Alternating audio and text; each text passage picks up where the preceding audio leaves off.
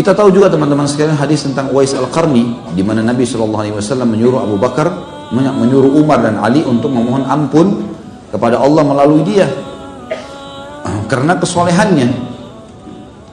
Maka bagaimana Nabi SAW mendudukkan seseorang dari umatnya yang belum bertemu dengan beliau, hanya beriman kepada risalah beliau di zaman beliau tapi tidak sempat melihat. Maka Nabi SAW berkata kepada Umar dan Ali, hai Umar dan Ali, kalau kalian bertemu dengan Uwais Al-Qarni dari suku Qarn di Yaman, maka mohonlah kepada dia agar beristighfar kepada Allah untuk kalian berdua. Ini bukan sahabat biasa. Umar sama Ali dua-dua dapat jaminan surga, mertua sama anak mantu Nabi. Ini luar biasa. Sengaja Nabi sebutkan kalimat ini supaya memotivasi semua yang lainnya, muslimin. Umar bin Khattab dari zaman itu setiap musim haji ketemu sama orang gitu. Tentu Nabi SAW sebutkan cirinya, orangnya berkulit ya, sedang, tidak putih, tidak juga gelap kulitnya, tapi di tubuhnya pernah kena penyakit kulit dan tertinggal besar seperti koin dirham, di pundaknya berwarna putih, belang ya. Kemudian dia punya seorang ibu yang tua sekali, dia berbakti padanya. Carilah dia. Umar setiap musim haji tanya orang-orang Yaman, ada nggak Uwais? Ada nggak Uwais? Nggak ada. Nggak ada nama Uwais, kita nggak kenal nih. 1 tahun, 2 tahun, 3 tahun, 4 tahun, sampai Nabi SAW meninggal, sampai Abu Bakar meninggal, sampai Umar bin Khattab pun berkuasa 10 tahun. Setiap tahun dia bertanya. Di tahun terakhir, tahun 23, di tahun Umar bin Khattab meninggal dunia, di musim haji, baru dia dapat. Dia tanya orang-orang Yaman, mereka bilang, hai Amir Mu'minin, setiap tahun Anda bertanya masalah Uwais, kami nggak kenal. Lalu ada satu orang dari jemaah haji Yaman mengatakan, saya kenal wahai Amir Mu'minin, ada orang namanya Uwais, seorang pengembala kambing jauh di padang pasir, jauh di Yaman. Tapi saya tahu dia tahun ini haji. Umar langsung tersenyum, mana orang ini? Kalaupun betul dia pergi haji, maka dia akan tiba di hari ini dan hari itu. Maksudnya sebentar lagi tiba. Kalau Anda mau, biasanya penduduk Yaman datang dari arah sana. Umar setiap hari nunggu di situ. Sampai akhirnya melihat ada orang mengembala kambing, bajunya lusuh, rambutnya biasa sekali, sambil jalan. Lalu Umar tanya, apa kau kenal Uwais? Orang itu tanya, kenapa Anda tanya Uwais? Ya saya ingin bertemu dengan Uwais dari suku Qarn, dari Yaman. Dia bilang, saya Uwais, nama saya Uwais. Umar tanya, apa kau pernah kena penyakit kulit dan kau minta doa sama Allah, Allah sembuhkan, ada sisa seperti goyang dirham saja? Dia bilang, iya. Bisa saya lihat pundakmu? Dibuka pundaknya, ada benar tanda itu. Apa kau punya seorang ibu yang tua? Iya. Kau bakti padanya? Dia bilang, iya. Kalau gitu istighfar kepada Allah untuk saya. Waktu itu Uwais, ada 2 riwayat yang pertama menjelaskan kalau Uwais sudah mengenal Umar. Dia mengatakan, wahai Amir Mu'minin, saya beristighfar untuk Anda. Kata Umar, iya, karena Rasulullah yang suruh.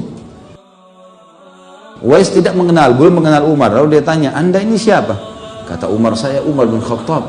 Kaget Uwais, masyhur namanya, khalifah, sahabat Rasulullah. Apakah saya beristighfar kepada Allah untuk Anda? Kata Umar, iya, karena Rasulullah SAW yang suruh ini. Disebut nama saya, disebut nama kamu. Baik, dia istighfar kepada Allah. Uwais mengistighfar untuk Umar kepada Allah. Ya Allah, ampunilah Umar, ampunilah keluarganya dan seterusnya. Selesai, Umar bin Khattab buru-buru lari, cari mertuanya dia. Mertuanya Umar, Ali. Karena akhir hidupnya Umar bin Khattab menikah dengan Ummu Kalthum, anaknya Ali bin Abi Thalib. Kamu Ali, hai Ali, Uwais ada, buruan, temuin gitu. Ali lari-lari, diantar sama Umar, sampai tiba di sana, masih ada Uwais dengan gembalaannya. Hai Uwais, istighfar untuk Allah kepada saya. Kata Uwais, siapa anda ini? Saya Ali bin Abi Thalib. Ali bin Abi Thalib, ini luar biasa, ini tadi Umar, ini Ali lagi. Kaget dia, ini sahabat Nabi yang mulia. Kenapa? Rasulullah yang suruh. Lalu kata Umar, betul wahai Uwais, dua-dua kami ini disebutin namanya. Hai Umar, hai Ali, kalau ketemu dengan Uwais cirinya seperti ini, beristighfar kepada Allah. Rasulullah yang sebutin, iya. Baik, ya Allah ampunilah Ali, keluarganya, seterusnya. Selesai. Rupanya keduanya ini nggak bisa sabar, nyebarin ke muslimin.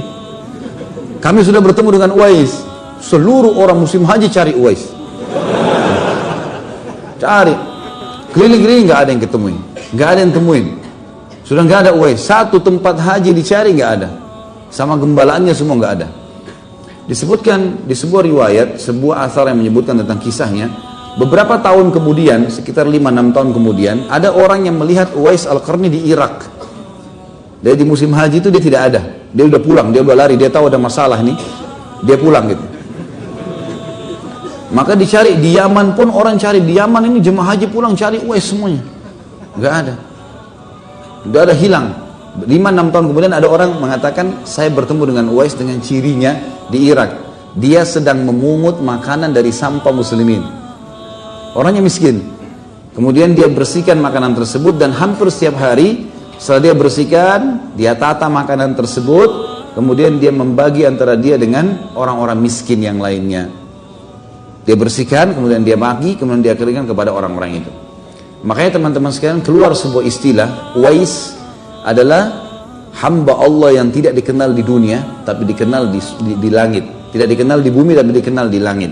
Maka jadilah kalian semua, ya, kata orang yang mengingatkan ini, orang-orang atau hamba Allah yang dikenal di langit dan bukan dikenal di dunia. Kalau orang bisa menggabungkan dua-duanya, alhamdulillah. Tapi yang paling penting bagaimana menjaga hubungannya dengan Sang Pencipta, Allah Subhanahu wa taala. Jadi orang-orang yang dekat dengan Allah, dan kisahnya cukup banyak teman-teman sekalian. Kalau kembali di YouTube ada ceramah saya tentang para tabi'in, kisah para sahabat yang luar biasa bagaimana kedekatan mereka kepada Sang Pencipta Allah. Maka itulah kata kunci untuk menjadi waliullah, dan memuji mereka, membaca kisah mereka, mendekatkan diri dengan mereka, loyal dengan mereka adalah sebuah ibadah yang sangat dianjurkan. Sebaliknya kalau menyakiti mereka maka akan mengundang murkahnya Sang Pencipta Allah.